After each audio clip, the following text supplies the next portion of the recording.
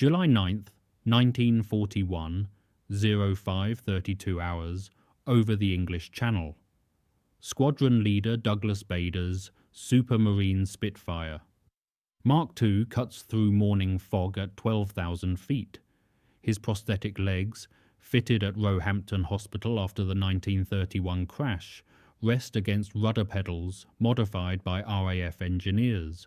Below, Luftwaffe Dornier 12. 17s maintain formation toward Portsmouth dockyards.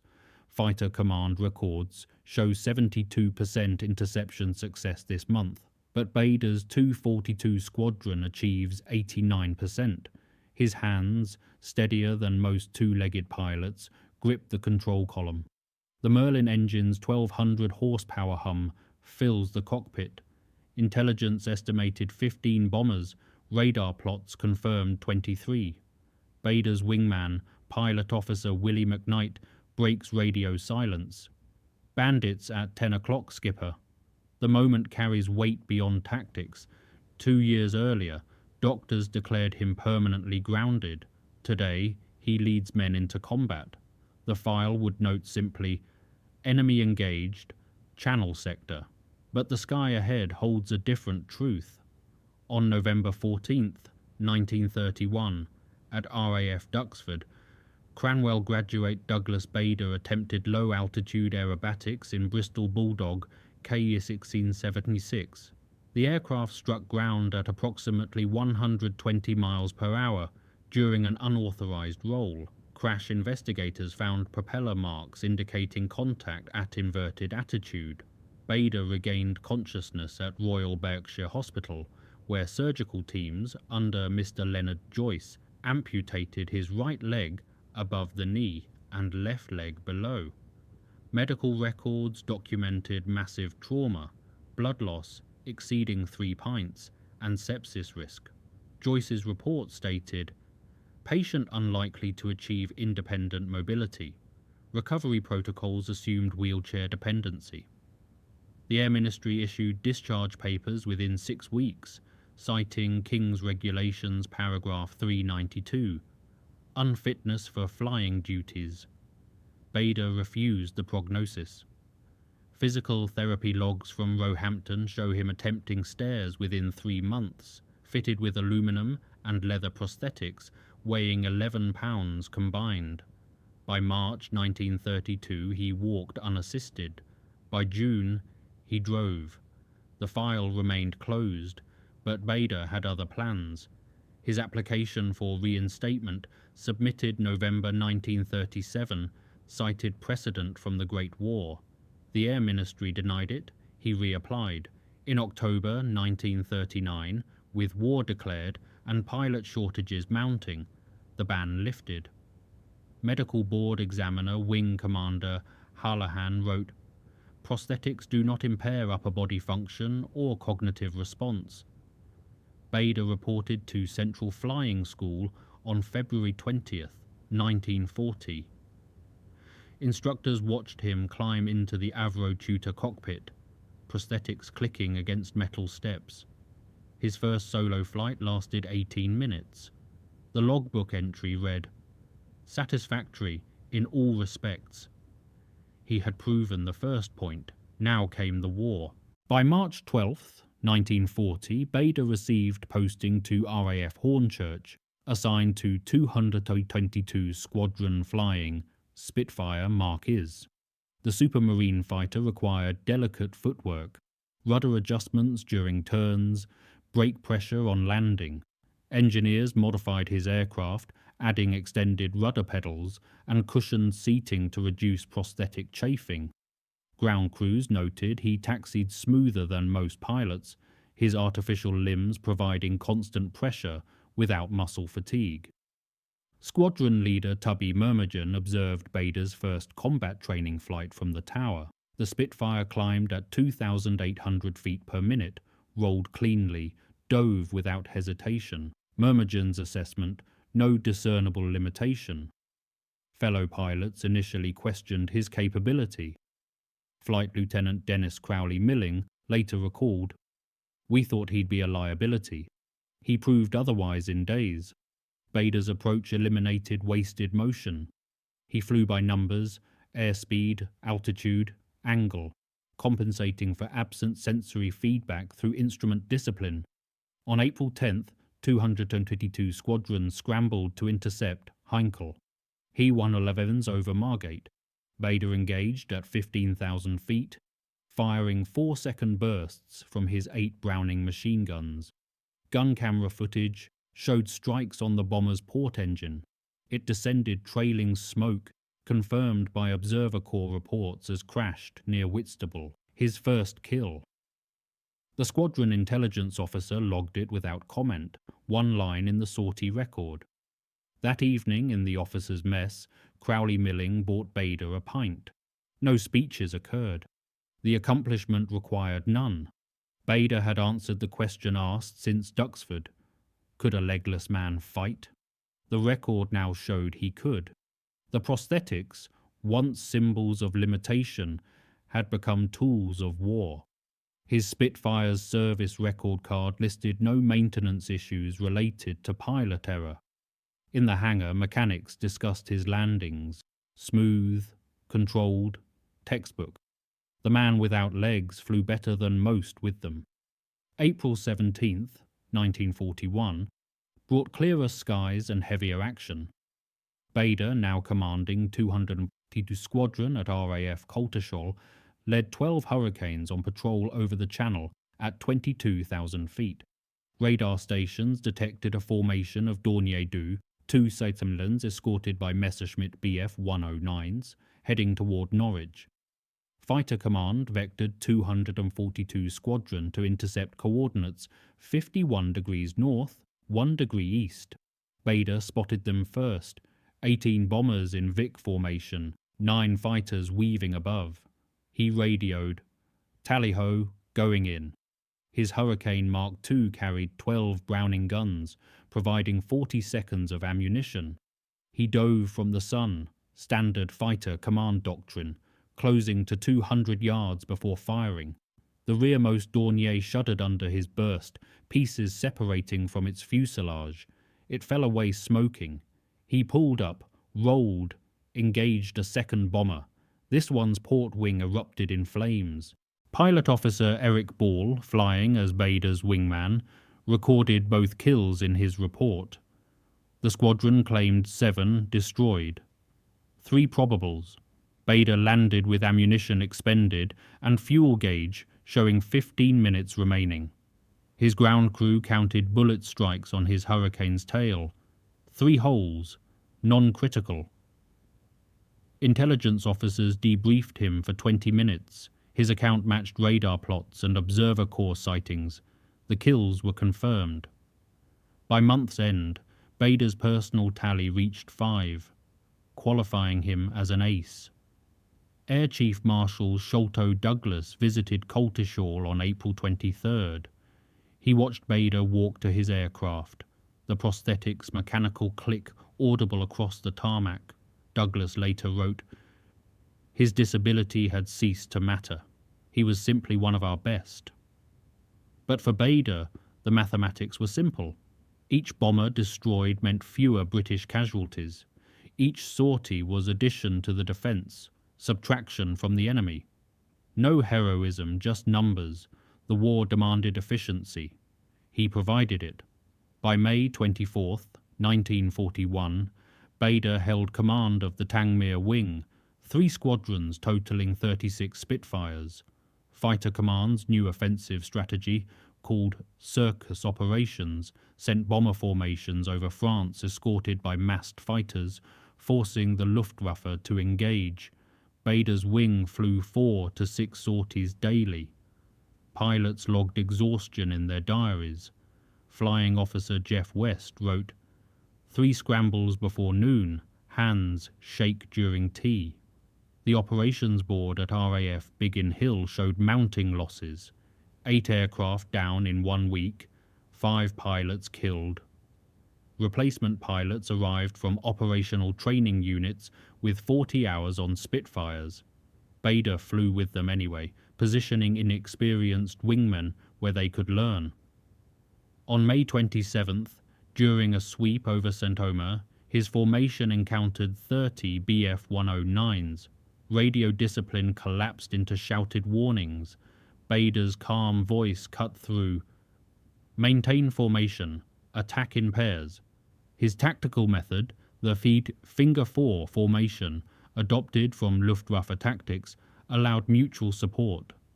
2 Spitfires covered, while 2 attacked. The engagement lasted 7 minutes. 240 squadron claimed 4, destroyed for 1 damaged. Post-mission analysis showed Bader's formation discipline prevented worse losses, but the pressure accumulated. Each briefing brought new targets, new risks. Intelligence reports indicated the Luftwaffe concentrated Jagdgeschwader 26, their best pilots, opposite Tangmere. Survival rates dropped. Squadron leader Johnny Johnson noted, "We felt it in the ready room. Nobody said it, but everyone knew." Bader's prosthetics required nightly maintenance, leather straps tightened, metal joints inspected. His Batman, Corporal Edgley, performed the work silently. Some nights Bader sat in his room reading patrol reports, circling names of missing pilots. The war's mathematics were changing. Offensive sweeps cost more than defensive patrols, but Air Ministry orders prioritized pressure on enemy airfields. Bader executed them without complaint. The Tangmere wing maintained operational status.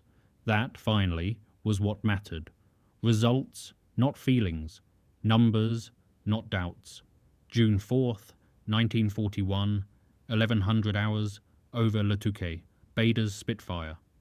Mark VB, serial W3185, led 16 aircraft on a fighter sweep at 28,000 feet. His Rolls-Royce Merlin, 45 engine, suddenly coughed, oil pressure dropping from 90 to 45 pounds per square inch. The temperature gauge climbed past the red line. He radioed, "Red leader, engine trouble, returning to base." His wingman, Flying Officer Hugh Dundas, acknowledged and escorted him west. The Merlin continued running rough, vibrating through the airframe. Bader reduced throttle, trading altitude for distance. The channel appeared below, 22 miles of grey water. His remaining altitude, 12,000 feet. Glide ratio calculations gave him perhaps 15 miles. The mathematics were unfavourable.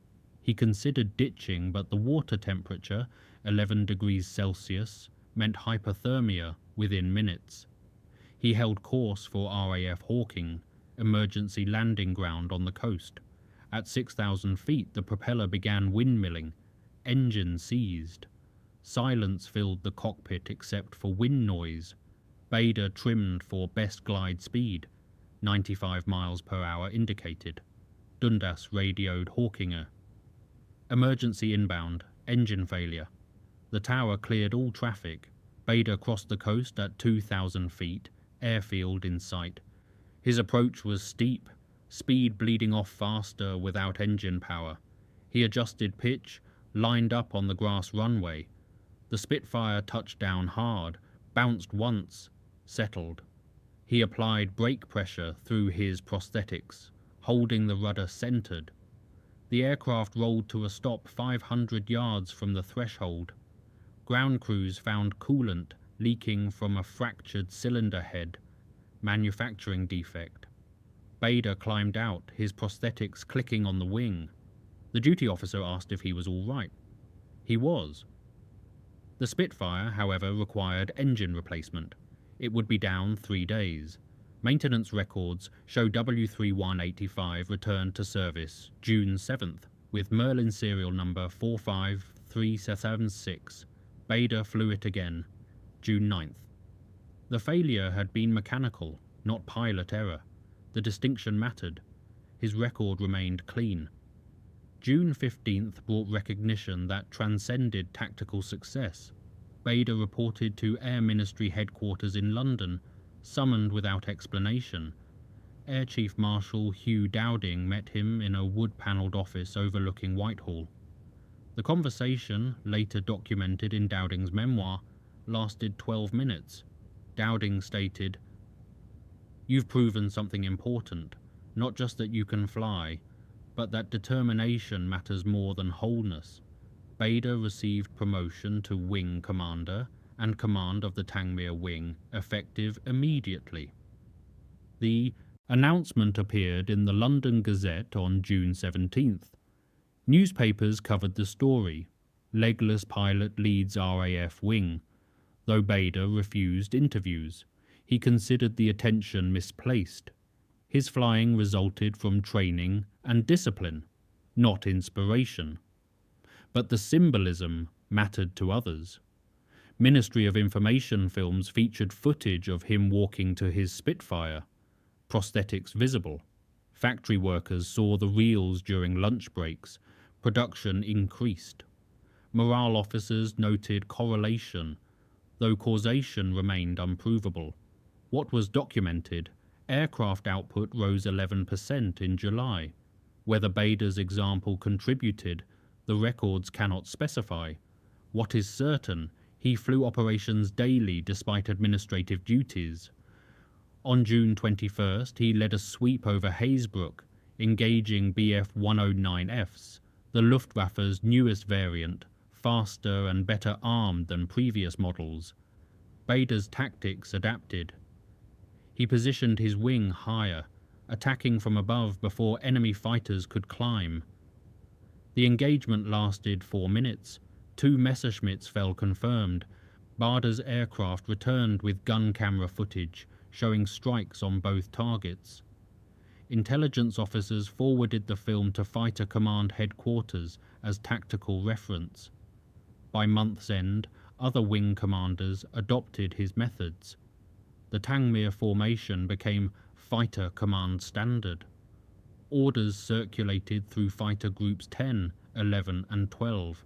Tactical doctrine, born from necessity, spread through documentation and training. Bader's contribution extended beyond his personal score. He had changed how the RAF fought. The prosthetics, initially seen as handicap, had proven irrelevant to leadership. His authority derived from results, not limbs. In the operations room, his status board showed highest sortie rate and best loss ratio in 11 group. The numbers required no explanation. July 22nd found the Tangmere wing over Bethune, escorting 12 Blenheim bombers targeting rail yards. Flak batteries opened at 15,000 feet, black puffs dotting the sky, uncomfortably accurate. One burst rocked Bader's Spitfire, shrapnel pinging against aluminum skin. He maintained position, scanning for enemy fighters. They arrived at 14:45 hours, 20 Bf 109Fs from Jagerschwader 26, diving from 22,000 feet. Bader called the attack, breaking formation into pairs. The sky fragmented into individual dogfights, aircraft twisting through 3 dimensions. He fired at a Messerschmitt crossing ahead, saw his tracers connect with its engine cowling. It rolled away trailing white smoke, glycol coolant indicating radiator damage. He pursued but lost sight in cloud. The bombers completed their run and turned for home. Bader's wing reformed, counting aircraft. 2 missing. Radio calls went unanswered. Observer Corps later reported 1 Spitfire crashed near Arques. Pilot killed. Another ditched in the channel. Pilot rescued by air-sea rescue launch. The mathematics of attrition. For every sortie, risk accumulated. Bader calculated the odds constantly. 12 missions per week, 1 loss per 16 sorties. Survival probability diminishing over time. Other pilots did the same arithmetic, rarely discussing it. In the ready room that evening, someone played jazz on the gramophone. Conversation stayed light, carefully avoiding the day's casualties. Bader wrote his after-action report in precise language. Positions, times, ammunition expended, results observed. The form required facts, not feelings. Wing Command forwarded it to Group Headquarters, where analysts added it to loss rate calculations. Fighter Command studied such reports, adjusting tactics based on aggregated data. Individual emotions had no place in the analysis, but in private moments, Bader felt the weight. Each missing pilot reduced the wing's experience level. Replacements needed training under fire, increasing their vulnerability. The cycle fed itself. He could not solve it through flying skill alone. Command required accepting losses, maintaining pressure, achieving objectives despite cost. The responsibility aged him faster than combat. His logbook showed 143 operational sorties since May. The war had just begun its third year. August 5th brought changes to operational tempo. Air Vice Marshal Trafford Lee Mallory visited Tangmere, bringing new orders. Fighter Command planned a major offensive, Operation Sunrise, targeting Luftwaffe airfields across the Pas-de-Calais. Bader's wing would lead the first wave. Intelligence briefings provided detailed reconnaissance photographs showing Mi-109 dispersal areas, flak positions, and fuel storage. Lee Mallory outlined the mission in the operations room, 36 pilots listening. The plan required precise timing, 3 wings, 108 Spitfires, converging on 3 airfields simultaneously at 0600 hours, August 9th. The objectives: maximum aircraft, destroyed on the ground, minimum British losses. Historical precedent suggested the opposite outcome. Low-level attacks on defended airfields typically produced 20% loss rates, but the opportunity justified the risk. Reconnaissance showed 46 enemy fighters parked at Saint-Omer, 32 at Abbeville, 51 at Calais Mark. Total potential: 129 aircraft destroyed if timing held. The briefing ended with weather forecast: clear skies, visibility 10 miles. Bader spent the following 3 days rehearsing with his squadrons. They practiced formation timing, navigation fixes, target approach angles. By August 8th, the wing operated as one machine, every pilot knowing his position, his role, his backup assignments. That evening, Bader inspected his Spitfire. Ground crew had armed it with 4 20mm Hispano cannons, replacing the machine guns. Heavier firepower for ground targets. The cannons added weight, reducing climb rate, but provided better destructive capacity. Engineering trade-offs, calculated precisely. He signed the Form 700 accepting the aircraft as airworthy. In his quarters, he reviewed the mission folder one final time. Targets, routes, timing, contingencies. The plan was thorough, but plans met reality over enemy territory. Variables multiplied. Weather shifts, enemy reaction time, mechanical failures, navigation errors. He could not control them all. What he controlled: his wing's discipline, their training, their readiness. The rest was mathematics and fate. He set his watch alarm for 0430 hours, 5.5 hours of sleep.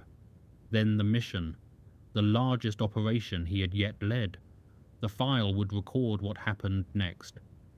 September 7th, 1941, 0603 hours, Bader's wing crossed the French coast at 50 feet, 3 squadrons in line astern.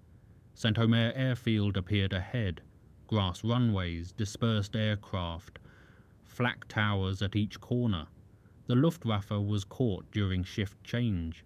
Ground crews servicing night fighters had not yet dispersed. Parked Messerschmitts formed neat rows, each spaced 30 meters apart, perfect targets. Bader's cannon fire walked across the first line of aircraft. Aluminum skin tore open, fuel tanks erupted, flames spread. Pilots behind him engaged simultaneously. 20 Spitfires firing together created a continuous roar. The attack lasted 90 seconds. Then they climbed away, reforming at 1,000 feet. Behind them, 12 fires burned. Bader circled once, assessing results through gun camera viewfinder. 19 aircraft destroyed, 5 damaged, 0 Spitfires lost. The tactical surprise had been complete. Abbeville and Calais Mark showed similar outcomes. Combined totals across all 3 targets: 53 enemy aircraft destroyed on the ground, 14 damaged, RAF losses, 2 Spitfires damaged by flak, both returned safely. Fighter Command Intelligence Summary, issued September 8th, concluded, most successful single operation against enemy air assets to date. The loss ratio, 53-0, exceeded all projections. Lee Mallory's congratulatory message reached Tangmere that afternoon, but the strategic impact proved temporary. Luftwaffe replacement aircraft arrived within a week. Photo reconnaissance on September 14th showed Saint-Omer fully operational, parking areas filled with new Me-109Gs. The Germans had absorbed the blow and reconstituted.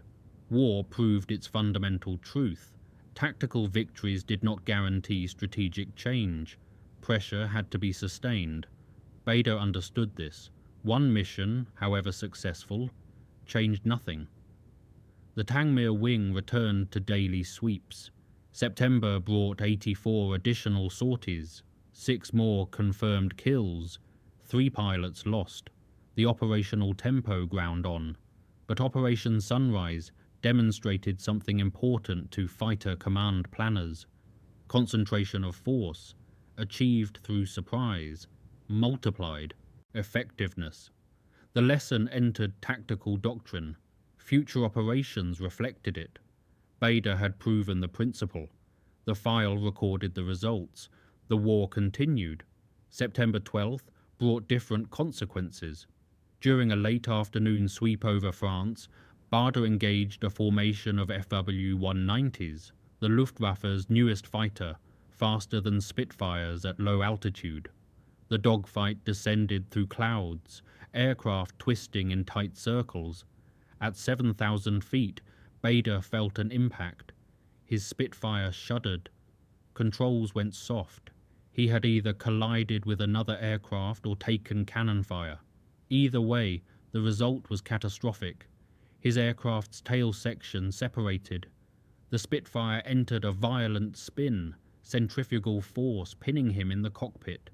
He reached for the canopy jettison handle, pulled hard. The canopy flew off. Wind blast struck him like a wall. He unstrapped, but his prosthetic right leg caught on the control column. The aircraft spun faster. He struggled, the leg firmly wedged. At 4,000 feet, facing certain death, he unfastened the prosthetic's leather straps and pulled free, leaving the artificial leg trapped. He tumbled out, pulled his ripcord. The parachute opened at 3,000 feet. He descended into German-occupied France, landing near Boulogne. Wehrmacht soldiers reached him within minutes. Medical orderlies examined him. 1 leg missing, 1 prosthetic lost in the wreckage. Luftwaffe officers arrived, recognizing his rank and reputation. General Adolf Galland, commanding German fighters in the sector, authorized recovery of Bader's lost prosthetic from the crash site. RAF intelligence learned of his capture via Red Cross notification on September 15th. The message reached Tangmere that evening. Pilots who flew with him felt the loss acutely. Wing Commander Johnny Johnson wrote in his diary, "The wing won't be the same without him." Fighter command statistics showed Tangmere's effectiveness declining 22% over the following month. Bader's replacement, though competent, lacked his tactical innovation. The Germans, recognizing his value as a prisoner, transported him to Oflagsick B, then later to Colditz Castle. He attempted escape 5 times. Each attempt failed. Meanwhile, the war continued without him. His combat record stood final. 22 confirmed kills, 8 probables, across 209 operational sorties. The prosthetics that enabled his service had, in the end, nearly cost his life. October 21st, 1941, RAF Tangmere held a memorial formation in Bader's absence. 36 Spitfires flew in missing man formation over the airfield, one position empty. No ceremony occurred. The gesture sufficed. Intelligence reports filtering through neutral channels indicated Bader remained alive, imprisoned but healthy. The Luftwaffe treated him with respect, acknowledging his fighting record. Galland later wrote, "We admired his determination. He fought us, fiercely but honourably." This mutual respect, rare in war, reflected the peculiar chivalry of fighter combat. Pilots on both sides shared understanding. They fought machines and tactics, not hatred. Bader's capture exemplified this paradox. He had destroyed 22 enemy aircraft, killing or wounding their pilots, yet his enemies provided medical care and recovered his prosthetic. War's complexity defied simple narrative. In England, Ministry of Information debated using Bader's story for propaganda. Ultimately, they chose restraint. His capture, if overemphasized, might demoralize rather than inspire. But his earlier achievements remained. Training films featured his tactics. New pilots learned the Tangmere formation. His influence spread through institutional knowledge.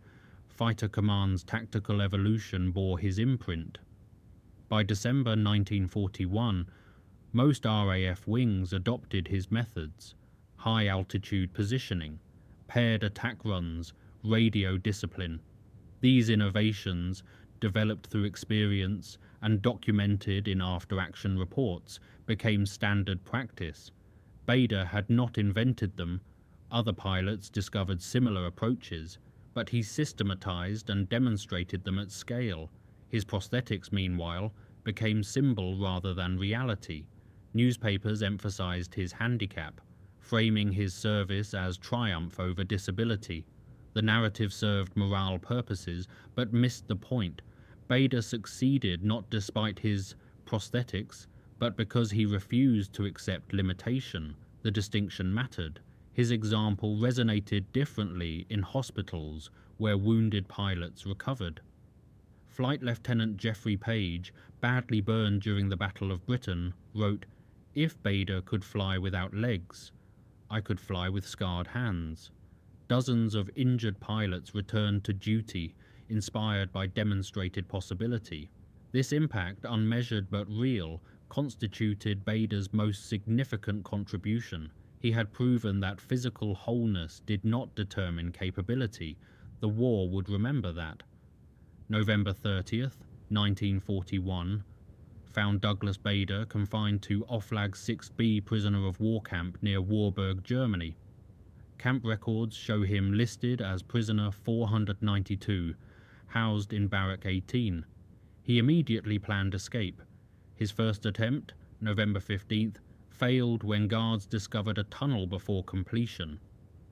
His second attempt involved forged papers identifying him as a Dutch electrician.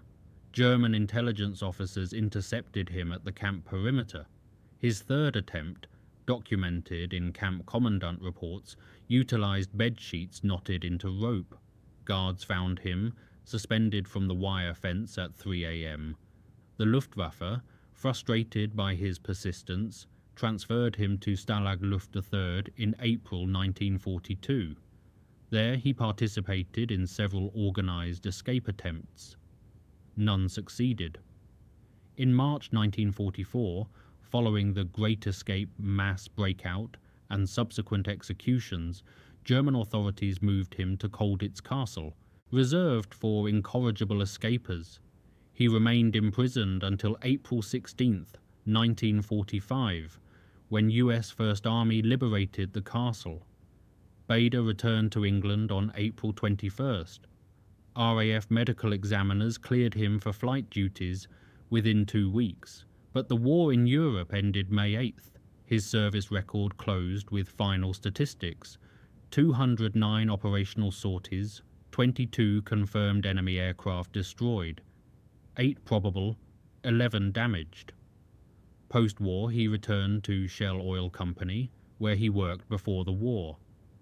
Royal Air Force offered him permanent commission, which he declined. He preferred civilian life, maintaining connections with former squadron members, but avoiding military formality. In June 1945, King George VI appointed him Commander of the Order of the British Empire. The investiture ceremony at Buckingham Palace proceeded without speeches. The decoration recognised not only kills scored, but leadership demonstrated. Fighter Command's tactical evolution, heavily influenced by Bader's methods, contributed to Allied air superiority by 1943.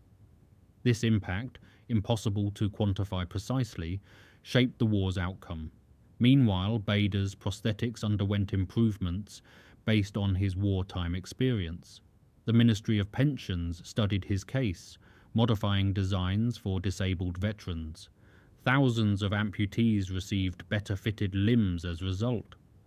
This legacy, tangential to military history, mattered equally. He had proven rehabilitation possible, providing evidence that changed medical practice. December 19, 45, London. Douglas Bader walked into the Air Ministry one final time, prosthetics clicking on marble floors. His meeting with Air Chief Marshal Lord Tedder lasted 30 minutes. Tedder requested his perspective on fighter tactics for post-war planning. Bader provided a written assessment, 15 pages documenting formation strategies, training requirements, and leadership principles. The document entered official files, referenced in RAF Tactical Memorandum 421, issued March 1946. His recommendations shaped jet fighter doctrine through the 1950s. But Bader himself moved on. He married Joan Murray in 1943 during a brief leave from Colditz. They settled in Berkshire, living quietly. He played golf, achieving single-digit handicap despite prosthetics. He drove sports cars, flew civilian aircraft, gave occasional lectures. The prosthetics remained constant companions, uncomfortable, requiring maintenance, but functional. He never discussed them as inspirational. To him, they were tools, nothing more. Journalists periodically requested interviews. He usually declined. When he did speak, he emphasized ordinary aspects, training, discipline, teamwork. He resisted hero narrative. In his view, thousands served similarly. His survival was fortune, not exceptional virtue. Ministry of Information films continued featuring him through 1946. Factory workers, rebuilding Britain's economy, watched footage of him walking to his Spitfire. Whether this influenced productivity, statistics cannot determine, but his symbolic value persisted. The man without legs had fought effectively. That fact transcended propaganda. It demonstrated human capacity for adaptation. Medical journals published studies of his case. Orthopedic specialists examined how prosthetic design enabled his service. Aviation medicine researchers analyzed his compensation techniques, how he used instruments to replace absent sensory feedback. Their findings improved prosthetic development and pilot training protocols. His contribution thus extended into technical fields, influencing design and rehabilitation practice. The final assessment appears in RAF Historical Branch Narrative, published 1949. Wing Commander Bader's service demonstrated that physical disability need not preclude operational effectiveness, given adequate adaptation and determination. His tactical innovations proved valuable across fighter command. His symbolic importance to morale, while difficult to measure, was nonetheless significant. The file closed with those lines, but the impact endured. Decades later, amputees still cited his example. The prosthetics that once grounded him had become instrument of service, then symbol of possibility.